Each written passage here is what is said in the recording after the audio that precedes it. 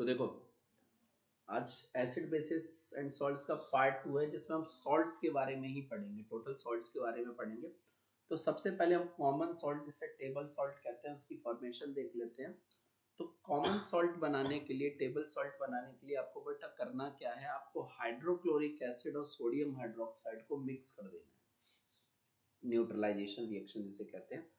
तो जैसे ही आप इन दोनों को मिक्स करेंगे तो आपको मिलेगा सोडियम क्लोराइड प्लस वाटर। ठीक है, ये जो NaCl यानी सोडियम क्लोराइड मिला है, यही हमारा कॉमन सॉल्ट है, टेबल सॉल्ट है। कॉमन सॉल्ट जो है, क्या बोलते हैं, सिर्फ खाने के इस्तेमाल में नहीं लिया जाता है, इसकी बदौलत, इसकी वजह से हम लोग अपने डेली यूज में आने वाले दूसरे और कंपाउंड्स बनाते हैं। जैसे हम सोडियम हाइड्रोक्साइड बनाते हैं, बेकिंग सोडा बनाते हैं, वॉशिंग सोडा बनाते हैं, ब्लीचिंग सोडा बनाते हैं, ब्लीचिंग पाउडर, और भी बहुत सी चीजें बनाते हैं।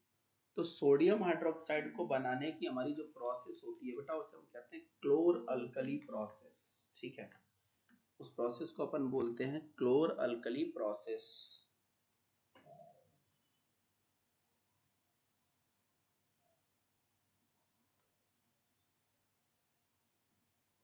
क्लोर alkali process.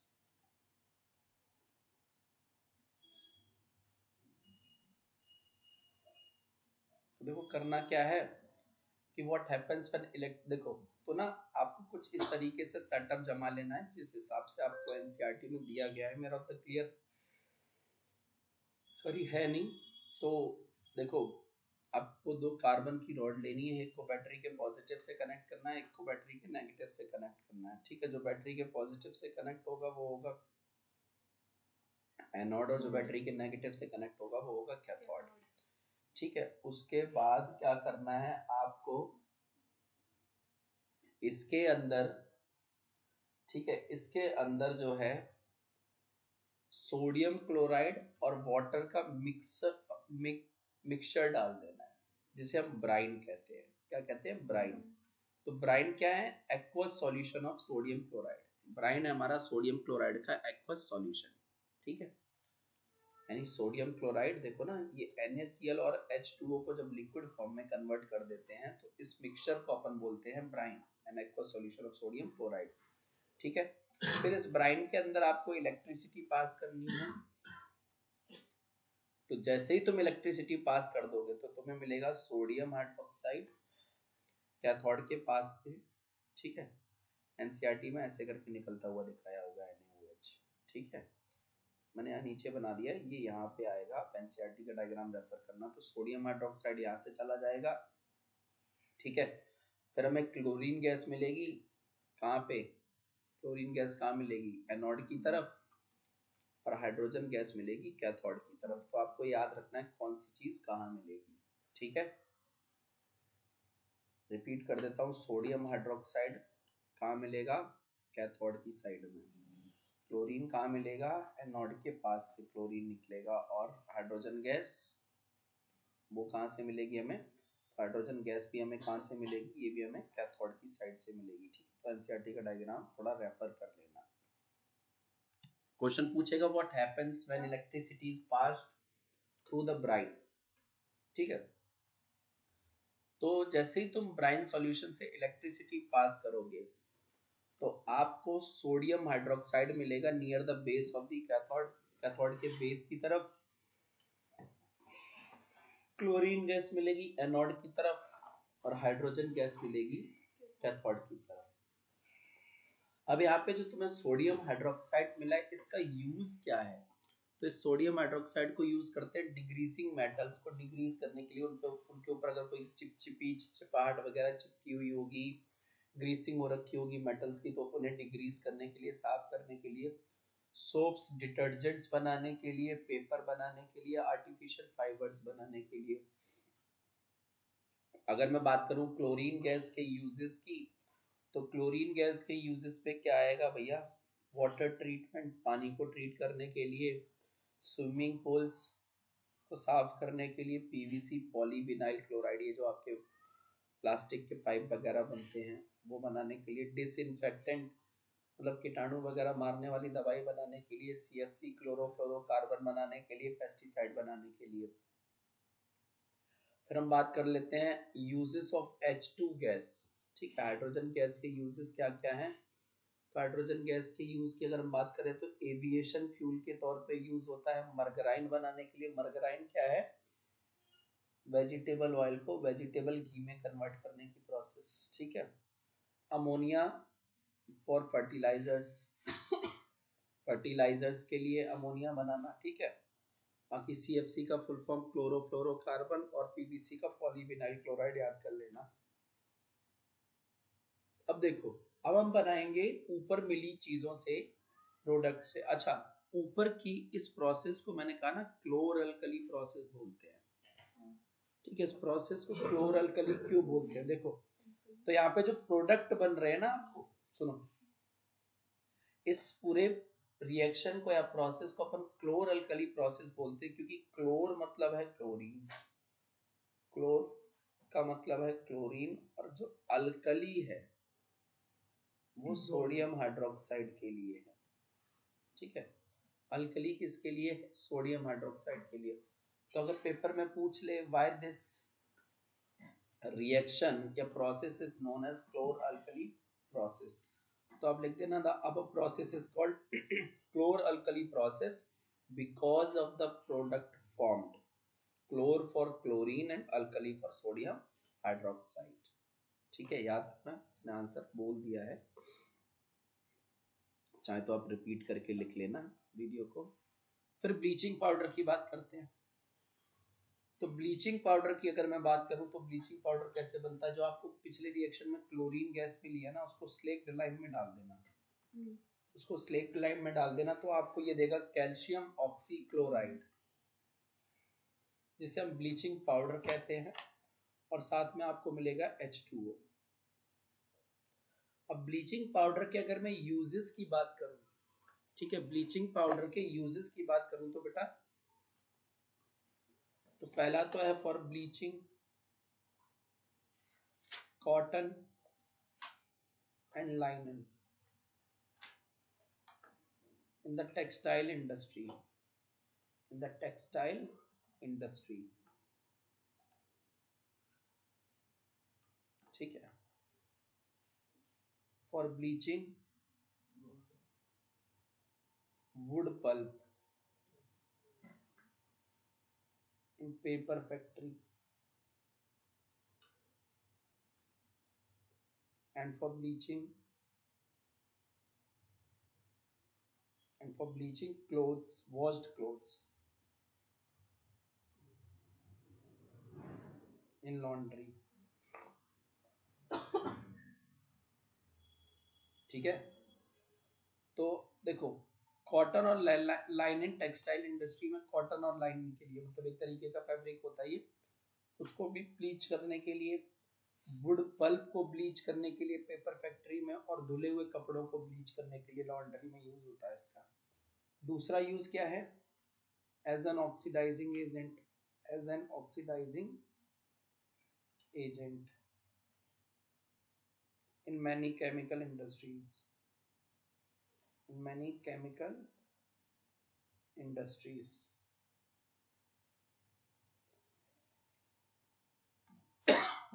sorry, to make drinking water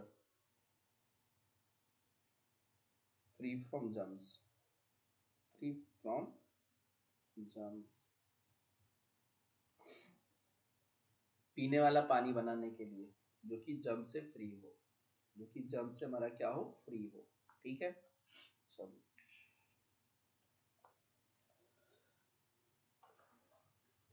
ये पीने वाले पानी को देखा होगा, पीने वाले पानी में ब्लीचिंग पाउडर की स्मेल आती रहती है, वो इसी वजह से आती है, उसमें ब्लीचिंग पाउडर डाला होता है ताकि उसके अंदर जो भी जर्म्स वगैरह है वो खत्म हो जाए।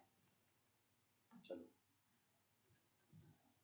अगला प्रोडक्ट जो हम बना सकते हैं ऊपर मिले प्रोडक्ट से, फर्स्ट रिएक्शन के से, वही वाला क्लोरअल्कली प्रोसेस के जो प्रोडक्ट है उनसे अगली जो चीज हम बना सकते हैं वो है बेटा हमारी बेकिंग सोडा। बेकिंग सोडा का केमिकल नेम याद रखना, सोडियम हाइड्रोजन कार्बोनेट। करना क्या है, खाने वाला नमक लेना, पानी डालना, CO2 गैस डालना और NH3 डालना। ठीक है, अमोनिया।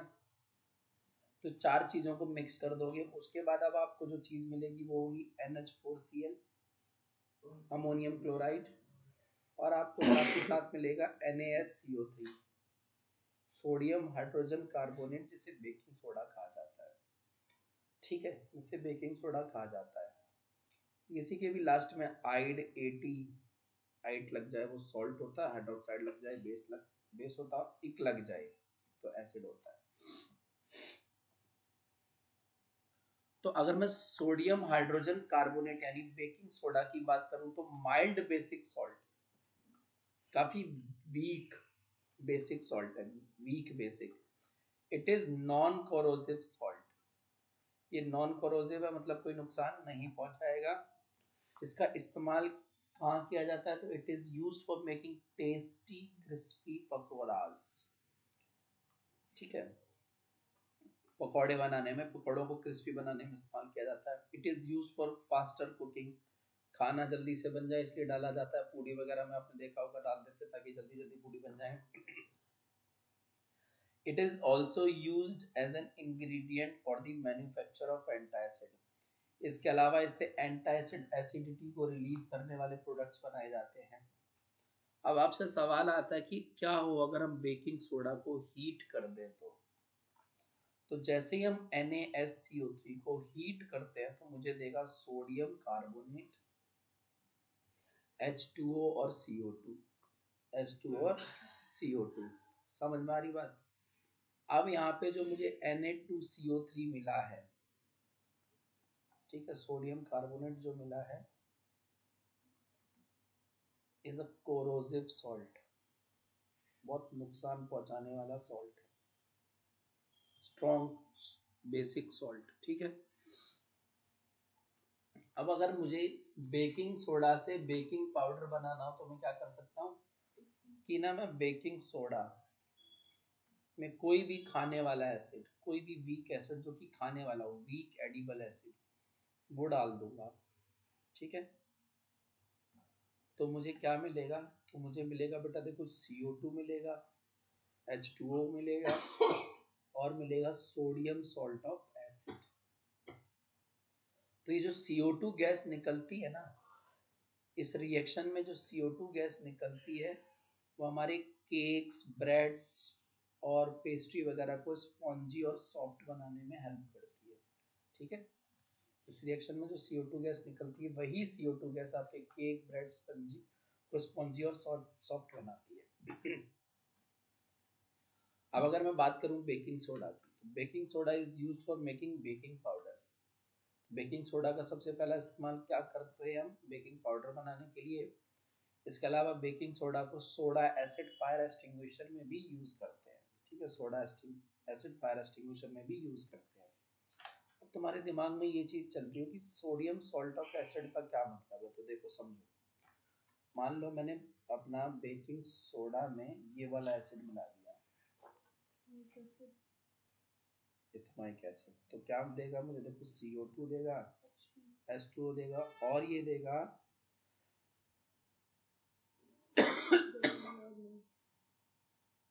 तो इसे ही बोलते हैं sodium salt of acid, sodium ethanoate. तो इसका नाम है सोडियम इथेनॉइट।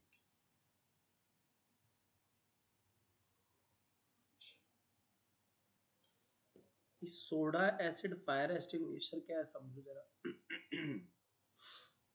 उसमें ये ऊपर वाला जस्ट अभी जो मैंने रिएक्शन लिखा था ना, ये रिएक्शन चलता है, ये वाला। तो इसमें होता क्या है ना, आपने देखा होगा, ये तुम्हारे स्कूल वगैरह में जगह जगह जो फायर आग जाने वाले सिलेंडर होते हैं, उसमें यही वो उसको सोडा एसिड फायर एक्सटिंग्विशर बोलते हैं। तो उसमें करते क्या है, बाहर से तो एक बड़ा सा सिलेंडर होता है, अंदर उस सिलेंडर की छोटी सी बोतल होती है, और उस बोतल में ऐसे करके ना ये लोहे की एक, हाँ लोहे की एक बॉल होती है, स्टील या लोहे की एक बॉल होती है, और ये हमारा यहाँ ऐसे करके नॉब होता है। ठीक है, हमारा नॉब है। तो जैसे ही तुम इस नॉब को नीचे की तरफ पुश करते हो, वैसे ही जो बॉल है वो नीचे गिर जाती है। कहाँ गिर जाती है? नीचे। ठीक है। और यहाँ पे कहीं बोतल में होता है छेद, जगह होती है कि एसिड तक, इसमें पूरा एसिड भरा होता है। जैसे ही तुम बॉल को डालते हो किसके अंदर, दबा के नीचे फेंक देते हो एसिड में, अब क्या होता है, उसकी वजह से ये एसिड जो है ना, और नीचे पूरा बेकिंग सोडा है, बाकी बचे हुए सिलेंडर में बेकिंग सोडा। तो होता क्या है, ये बॉल जैसे ही नीचे गिरती है तो बेक ये जो एसिड है उसको ऊपर उठा देती है। वो एसिड ऊपर उठता इस छेद से निकल के कहाँ गिर जाता, आके इसके अंदर। और इसके अंदर फिर क्या होता है, रिएक्शन होता है। किस तरीके का, तो देखो NaSCO3 प्लस मान लो कोई भी एसिड ले लो, HCl ले लिया, तो यहाँ पे क्या होने लग जाएगा, देखो यहाँ पे रिएक्शन होगी। किस तरीके की रिएक्शन होगी, तो CO2 निकलेगा, H2O निकलेगा और निकलेगा NaCl। तो जो ये चीज निकलती है ना तेजी से, झाग की फॉर्म में, बहुत तेजी से सिलेंडर से देखा होगा ब्रिस्क एफरवेसेंस के तौर पे, ये तुरंत ऑक्सीजन की सप्लाई को कट कर देती है और आग बुझा दी जाती है। ठीक है, आई होप समझ गए होंगे आप लोग। तो ध्यान दीजिएगा भाई थोड़ा सा। चलो ठीक है, चलो अब हम बात कर लेते हैं वॉशिंग सोडा कैसे बनेगा। तो करना क्या है आपको, जो पीछे किसी रिएक्शन में जब हमने बेकिंग सोडा को सीधे हीट किया था, तो मुझे सोडियम कार्बोनेट मिला था, याद होगा। ठीक है, क्या मिला था, सोडियम कार्बोनेट मिला था और मिला था H2O। ठीक है, तो जब हम सोडियम कार्बोनेट को 10 वाटर मॉलिक्यूल के साथ हीट करते हैं, हल्की सी आंच पे हीट करते हैं, उसका रिक्रिस्टलाइजेशन करते हैं, तो हमें मिलता है बेटा सोडियम कार्बोनेट और 10H2O, जिसे हम वॉशिंग सोडा कहते हैं। और ये बहुत ही कोरोसिव बेसिक सॉल्ट है, बहुत ही नुकसानदायक सॉल्ट है। आप हाथ पे छुओगे और जरा सी नमी आई तो ये आपके हाथ को काट सकते हैं, मतलब थोड़ा सा वो छिलमिल जाएगा आपका हाथ। तो रिक्रिस्टलाइजेशन ऑफ सोडियम कार्बोनेट, जब सोडियम कार्बोनेट का रिक्रिस्टलाइजेशन किया जाता है तो हमें मिलता है वॉशिंग सोडा। ठीक है, तो चलिए भैया पढ़ते हैं इसके बारे में कुछ, इसके इस्तेमाल क्या क्या है। तो आपकी NCERT में लिखा होगा, वहां से रेफर करना। ठीक है, used in glass, soap and paper industry.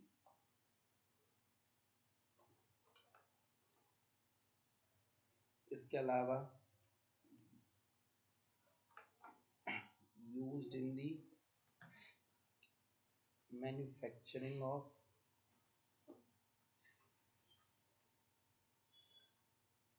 Compounds such as borax. ठीक है, बोरैक्स जानते होंगे आप लोग, वो आपका स्लाइम जो है, बोरैक्स। फिर इसके अलावा used as cleaning agent, used as cleaning agent for domestic purpose, used as cleaning agent for domestic purposes, साफ सफाई के इस्तेमाल में, जैसे इससे डिटर्जेंट, केक डिटर्जेंट पाउडर्स बनाए जाते हैं थोड़ा सा मिला के। और उसके अलावा परमानेंट हार्डनेस ऑफ वाटर को भी रिमूव करता है आपका वॉशिंग सोडा। ये रिएक्शन आपको बड़ी क्लासेस में सिखा दिया जाएगा।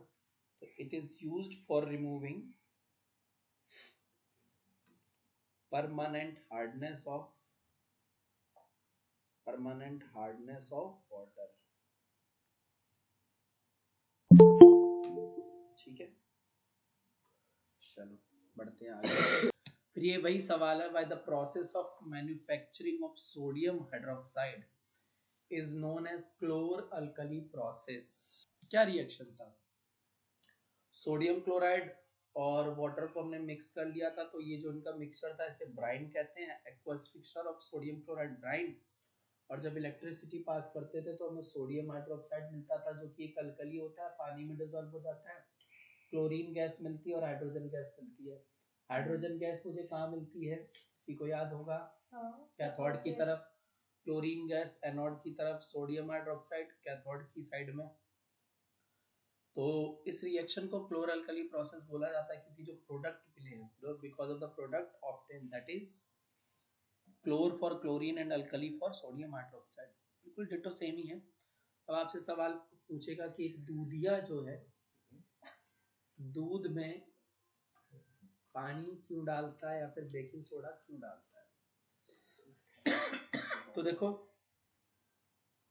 मिल्कमैन ऐड वाटर या baking soda into milk so as to prevent it from getting sour in taste. उसको खट्टा होने से रोकता है, उसकी कर्डलिंग रोकता है, कर्डल्ड होने से रोकता है। तो बेकिंग सोडा जो कि नेचर में बेसिक है, वो दूध के अंदर प्रेजेंट लैक्टोज को लैक्टिक एसिड में कन्वर्ट होने से रोकता है, यानी दूध को फटने से रोकता है, और इस वजह से दूध फटने से रुक जाता है, प्रिवेंट्स कर्डिंग ऑफ मिल्क, यानी कर्डिंग ऑफ मिल्क रुक जाती है। ठीक है, बेकिंग सोडा क्या करता है, उसका पीएच बढ़ा देता है। ठीक है, बेकिंग सोडा क्या करता है, पीएच बढ़ा देता है। तो बेकिंग सोडा या वाटर जो भी है, baking soda oblique water increases the pH of the milk. बाकी ये क्वेश्चंस में तो मैं डिस्कस करवाऊंगा अपनी क्वेश्चन वाली सीरीज में, वहां देखेंगे अपन। तो वाटर ऑफ क्रिस्टलाइजेशन क्या होता है? वाटर ऑफ क्रिस्टलाइजेशन, तो वाटर ऑफ क्रिस्टलाइजेशन जो है वो किसी भी, ठीक है, किसी भी सॉल्ट के अंदर present fixed number of water molecules को कहा जाता है। ठीक है, किसी भी सॉल्ट के अंदर प्रेजेंट फिक्स वाटर मॉलिक्यूल्स के नंबर को क्या कहते हैं, वाटर ऑफ क्रिस्टलाइजेशन। तो कुछ के वाटर ऑफ क्रिस्टलाइजेशन हम जान लेते हैं। जैसे कॉपर सल्फेट .5 तो उसका वाटर ऑफ क्रिस्टलाइजेशन कितना है, 5। कॉपर सल्फेट का वाटर ऑफ क्रिस्टलाइजेशन कितना है, 5। Na2CO3 10H2O वॉशिंग सोडा, इसका वाटर ऑफ क्रिस्टलाइजेशन 10। CaSO4.2H2O, इसका वाटर ऑफ क्रिस्टलाइजेशन कितना है, जिप्सम कहते हैं, उसका वाटर ऑफ क्रिस्टलाइजेशन है बेटा 2। अब इस जिप्सम के बारे में थोड़ा सा पढ़ लेते हैं कि जब आप इस जिप्सम को, ठीक है, इस जिप्सम को जिसका नाम है कैल्शियम सल्फेट डाइहाइड्रेट, ठीक है, इस जिप्सम, इसे प्यार से तो कहते हैं जिप्सम, और साइंटिफिक नेम है कैल्शियम सल्फेट डाइहाइड्रेट। ठीक है, तो जब इसे 373 केल्विन यानी 100 डिग्री सेल्सियस पे आप हीट करोगे तो आपको मिलेगा CaSO4.12H2O। इस हाफ H2O को अपन POP कहते हैं। अगर इसका साइंटिफिक नेम देखें तो calcium sulphate hemihydrate plus 1.5 H2O अलग हो जाता है। ठीक है, अब सुनो आगे, इस पीओपी के यूजेस क्या है? तो पीओपी डॉक्टर को यूज करता है प्लास्टर करने के लिए, ताकि आपकी फ्रैक्चर्ड बोन को उनकी राइट पोजीशन पे सपोर्ट करके रखे। पीओपी एक वाइट पाउडर है, अगर इसे दोबारा से इसमें पानी मिला दिया जाए या पीओपी मॉइस्चर के कांटेक्ट में आ जाए, तो जब भी पीओपी आता है तो इसे मॉइस्चर प्रूफ बैग में रखा जाता है। ठीक है, किस में रखा जाता है, मॉइस्चर प्रूफ बैग में, क्योंकि अगर वो मॉइस्चर के कांटेक्ट में पीओपी आया तो दोबारा से वो कैल्शियम सल्फेट डाइहाइड्रेट बन जाएगा, जिप्सम में कन्वर्ट हो जाएगा और वो किसी काम का नहीं रहेगा। ठीक है, तो POP is a white powder and on mixing with water it again changes into gypsum। देखो CaSO4.12H2O था, वो पानी के यानी 1.5 H2O के कांटेक्ट में आया और दोबारा से किसमें चेंज हो गया, CaSO4.2H2O, हार्ड सॉलिड मास, इसे हार्ड सॉलिड मास कहते हैं। POP का इस्तेमाल किया जाता है टॉयज बनाने में, मटेरियल्स, डेकोरेशन के मटेरियल्स बनाने में, जैसे आपकी छतों पे जो सीलिंग्स होती हैं उनके किनारे किनारे पे ये जो डिज़ाइंस आप देखते होंगे, डिज़ाइनिंग वगैरह करने के लिए ये सब पीओपी का कमाल होता है। ठीक है, इसके अलावा for making surfaces smooth, surface को स्मूथ करने के लिए भी इस्तेमाल लिया जाता है। फिर कह रहा है why copper sulphate fades away when heated. देखो कॉपर सल्फेट को कह रहा है कि जब हम गर्म करते हैं तो फेड क्यों हो जाता है। तो कॉपर सल्फेट को जब आप हीट करते हो तो उसके पास एक्चुअल में कॉपर के क्रिस्टल के पास होता है 5s2o और 5s2o। तो जब आप हीट करते हो तो अपना वाटर क्रिस्टलाइजेशन लूज कर देता है, तो उसका ब्लू कलर जो है वो गायब हो जाता है। लेकिन अगर उसे दोबारा से तुम पानी के अंदर डाल दोगे तो दोबारा से वो ब्लू हो जाएगा, क्योंकि उसको दोबारा से वाटर क्रिस्टलाइजेशन मिल जाएगा।